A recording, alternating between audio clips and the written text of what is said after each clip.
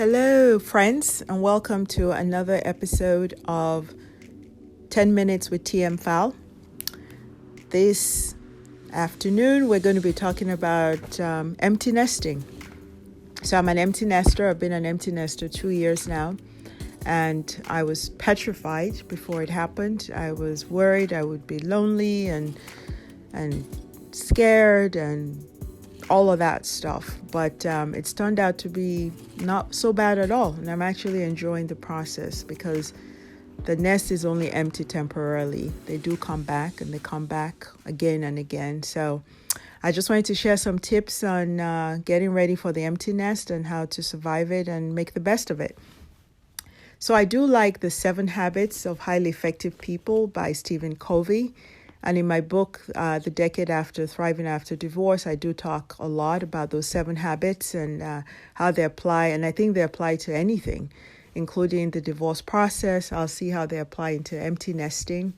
I have a future podcast on the 7 habits and getting ready for menopause, and even for work-life things. So those 7 habits are 7 Habits of Highly Effective People by a book by Stephen Covey, which I've read over and over again.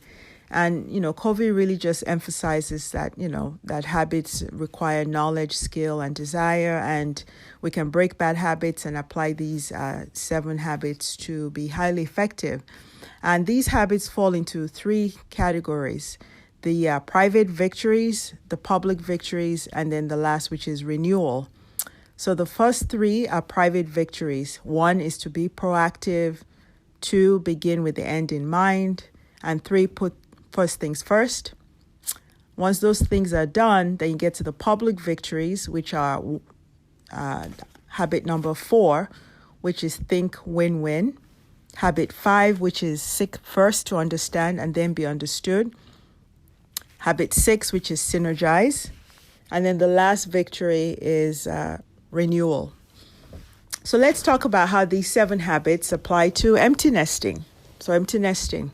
1 is, the first habit is be proactive. So in this, be proactive. They will leave the nest. For most people, this is when they leave for college. For some people, it's to leave for the military. For some people, it's to leave to work. Whatever that happens, they are going to leave, and be proactive. So start to figure out what are the things you're going to need for that transition process. What skills are you going to need to cope with that? What habits and what hobbies you need to re-engage in so you're not left with nothing to do, feeling lonely and moping around. So be proactive. Know that this is going to happen. Make sure you have things in place, habits and hobbies and things you want to do. Reestablish friendships and circles and things that you can do to help you through that process. So be proactive because it's going to happen. 2, begin with the end in mind. What that means is knowing that it's going to happen. There will be a process getting them ready to leave the home, but there will come a time when they've left the home. So begin with the end in mind and know that they are going to wherever it is that they're leaving their nest for school, for work, for overseas, for whatever it is. And begin with that end in mind. Know that no matter how long the process is or how difficult the transition is, it will end, and there will be a time when they're out of the house, again, to return. Habit number 3 is put first things first. So this is hard, but you got to realize them leaving the house is not about you. Again, it's not about you. The first thing is the kid who is leaving the house. It's about them. And so they're already anxious and nervous about it, no matter how excited they feel. For some people, the high schoolers were so done and so ready that they just want to leave. But regardless of how excited or not they are, they're worried, they're anxious, they're worried about you. And so when you make it all about you and dwell on it so much, you're not putting the first things first. The first things first is helping them transition to being outside of the home and realizing that they are the ones leaving the house and this is not about you. So put first things first. Put the kids first and help them transition out of the home so they can settle wherever it is they're going, knowing they can always come back home as often as they need to. Those are private. Those are things you're doing to make things happen behind the scenes.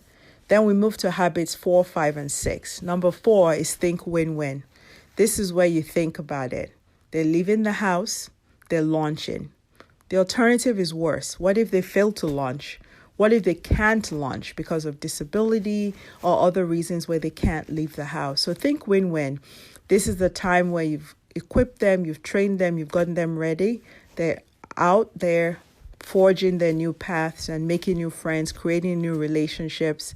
And for you, it's a time to reset and figure out what you want to do past this child rearing. They're still going to need you in a different form, and you're talking to them as adults. So think win-win. Think that they're going to be in their own place, they're going to be in their own space, and that this is a time for you also to reconnect with your spouse if you have one, to think about traveling, to think about, repurposing your house, getting your house back. Think about the electricity bill and the cable bill and all the things that will get better with the kids out of the house. So think win-win. Number 5 is seek first to understand and then to be understood. So if your kid seems bratty about it, or they seem sullen about it, or they seem completely dismissive of your feelings, seek first to understand where they're feeling, how they're feeling, understand that. If people feel like you're overreacting, sometimes it's because they've never had a kid leave the nest and they cannot see why this is a problem because they have 4 and 5-year-olds in the throes of homework and they think you're the lucky one. So it's seek to understand where they're coming from instead of getting mad at them not understanding your angst about the kids leaving. This is a hard one. It's one of the habits I struggle with the most, but it's important to seek first to understand and then to be understood. Habit number 6 is synergize.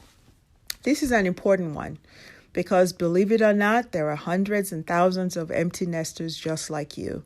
And if you've been in a school community or in the same community, there's usually a group of you launching off kids at the same time. So synergize with them. Ask for help. Have a support group. When our kids were leaving, we had a bunch of us hang out a couple of times and talk about it. Some people were very teary and cried a lot about it. Some people used humor to cope about it. Some people had older kids who had launched, so they were able to tell us it would get better. Some people couldn't wait for the kids to launch. Some people had only kids. Some were single moms who felt like they would really be alone when the kids left. So synergize, ask for help, find people with similar shared interests, which is launching a kid, figure out how to help each other, synergize in terms of hosting potlucks and hanging out with each other, sharing tips on survival. And this is where you can support each other and help people who are going through.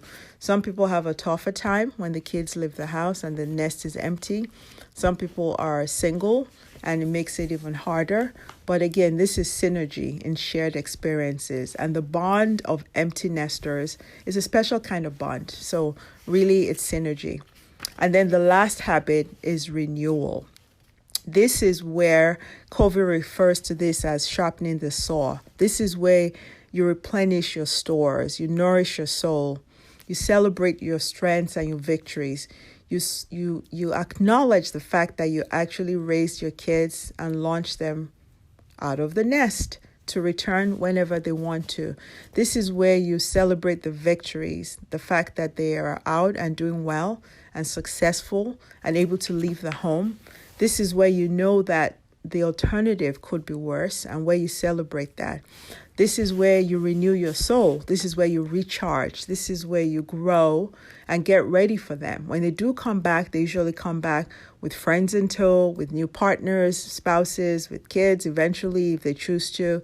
So renewal comes after all of those things have been put in place. And this is what you do as you're getting ready for the empty nest. And even if your nest has been empty for a while and you didn't have time to put all those steps in process, think of yourself now in a state of synergy or renewal and think of it as a positive thing. So again, these 7 habits I think are crucial. They were written for mostly work and maybe some life relationships, but I think they can apply to a lot of things. So congratulations if you're launching an empty, your last child and your nest is empty. If you're thinking about it or it's happening soon, start to put those steps in place. 1, be proactive.